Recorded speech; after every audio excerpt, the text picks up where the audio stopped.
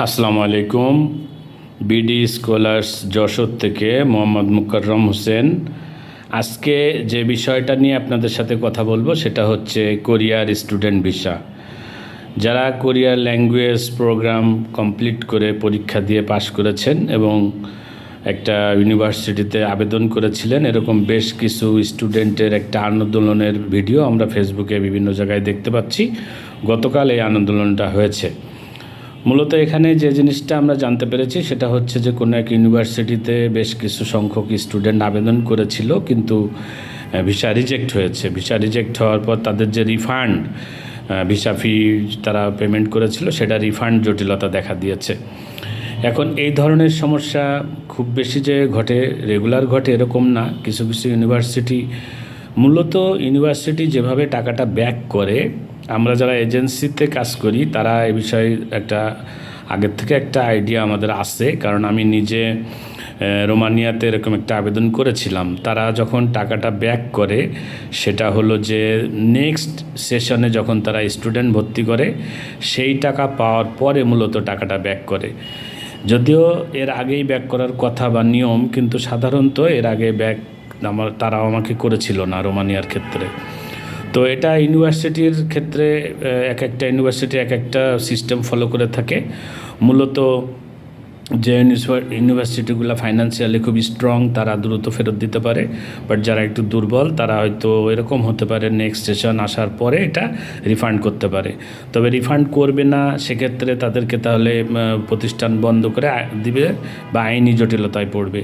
এখন স্টুডেন্টদের উদ্দেশ্যে আমার বক্তব্য হচ্ছে, তোমরা যারা টিউশন ফি পরিশোধ করেছো, তোমরা একটা নির্দিষ্ট জায়গায় একত্রিত হও, অনলাইন প্ল্যাটফর্মে একত্রিত হয়ে কে কবে কিভাবে পেমেন্ট করেছো তার একটা ডাটা সংগ্রহ করে একত্রিত হয়ে সেইগুলা স্ব মন্ত্রণালয়ের মাধ্যমে, আমাদের এডুকেশন মিনিস্ট্রি, পররাষ্ট্র মিনিস্ট্রি, বিভিন্ন মন্ত্রণালয়ের মাধ্যম দিয়ে তাদের সাথে যোগাযোগ করা রাষ্ট্র টু রাষ্ট্র। যদি ফাইনালি তারা পেমেন্ট না ব্যাক করে তাহলে রাষ্ট্র টু রাষ্ট্র যোগাযোগ করে কিন্তু এটা সমাধান করা সম্ভব এবং সেই লাইনেই যেতে হবে।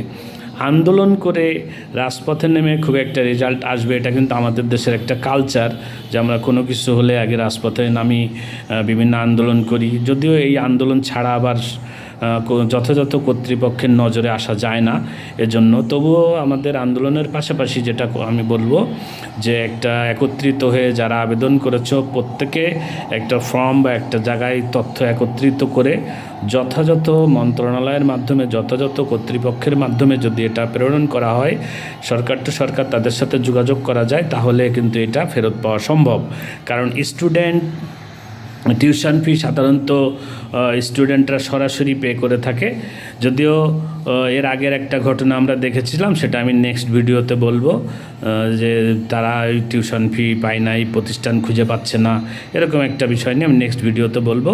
তো আজকে যেহেতু কোরিয়ার বিষয় নিয়ে বলছি, কোরিয়াতে যারা তোমাদের ভাষায় তোমরা প্রতারিত হয়েছে বলে মনে করছো, এর সুরাহা বা সমাধানের জন্য পরামর্শমূলক ভিডিও এটাই, যে তোমরা তোমাদের জায়গায় একত্রিত হয়ে একটা ডাটা সংগ্রহ করে এজেন্সির মাধ্যমে, সরকারি বিভিন্ন দপ্তরের মাধ্যমে যোগাযোগ করলে এটা পেতে পারো। তবে আমার একটা ব্যক্তিগত মতামত হচ্ছে যে তারা নেক্সট সেশনের টাকাটা যখন পাবে, কারণ এটা পৃথিবীর অর্থনৈতিক সাইকেলটা এরকম যে কেউ আসলে টাকাটা কিন্তু ওই খাতের টাকাটা ওইভাবে রাখে না যে রিফান্ড করতে হবে। ওই টাকাটা কিন্তু তাদের কোনো না কোনোভাবে তারা খরচ করে ফেলে।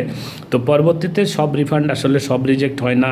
এটা কি ঘটছে, কী কারণে তারা সব রিজেক্ট করছে, ভিসা দেয় নাই, তাদের কোনো আইনগত জটিলতা হতে পারে। তবে রিফান্ড পাওয়ার জন্য যথাযথ প্রসেস বা প্রক্রিয়ার মাধ্যমে গেলে আমরা এই ভিসাটা এটার সমাধান ভালোভাবে করতে পারবো। কারণ হচ্ছে এমনিতেই 5 তারিখ বা টোটাল আগে পরে থেকেই কিন্তু বাংলাদেশের অবস্থা, যারা অন্য রাষ্ট্রে আসি আমরা বা ছিল তারা জানে যে বাংলাদেশিদের অবস্থা কিন্তু বেশ মানে সবাই মনে করে যে বাঙালি মানে উত্তেজিত, বাঙালি মানেই দাঙ্গা, বাঙালি মানে আন্দোলন, এরকম একটা ধারণা কিন্তু ছিল। যার কারণে কিন্তু অনেক দেশ ভিসা রিজেক্টও করে দেয়, নিতে চায় না। তো তোমরা একত্রিত হয়ে যথাযথ প্রসেসের মাধ্যমে আবেদন করো। আর আমার প্রতিষ্ঠানে যশোর ব্রাঞ্চে কোরিয়ান ভাষার কোর্স করানো হচ্ছে। যারা লিস্টেড হয়েছে, রেজিস্ট্রেশন করেছো, তারা 2 মাসের স্পেশাল কোর্সে আসতে পারো। এখানে আবাসিক অনাবাসিকের ব্যবস্থা আছে। যশোর বা তার আশেপাশে যারা আছো তারা রেগুলার ব্যাচের জন্য ভর্তি হতে পারো। পাশাপাশি তোমরা যারা বাইরে থেকে আছো তারা 2 মাসের কোর্সের জন্য, স্পেশাল কোর্সের জন্য ভর্তি হতে পারো এবং রেগুলার কোর্সের জন্য ভর্তি হতে পারো। আমরা দীর্ঘদিন যাবৎ কোরিয়ান ভাষা শিক্ষা দিয়ে আসতেছি এবং কোরিয়ান যে student visa, work permit visa, এগুলোর কাজ সুনামের সাথে করে আসতেছি। তোমরা আমাদের সাথে যারা যশোর বা আশেপাশের জেলাতে আসো তারা সরাসরি অফিসে এসেও যোগাযোগ করতে পারবা। তো সবাই ভালো থাকবা, ভালো রাখবা আশেপাশের মানুষকে, তোমাদের সমস্যার সুন্দর সমাধান হোক এই আশাবাদ ব্যক্ত করতেছি। আগামীতে আবার কথা হবে। আল্লাহ হাফেজ।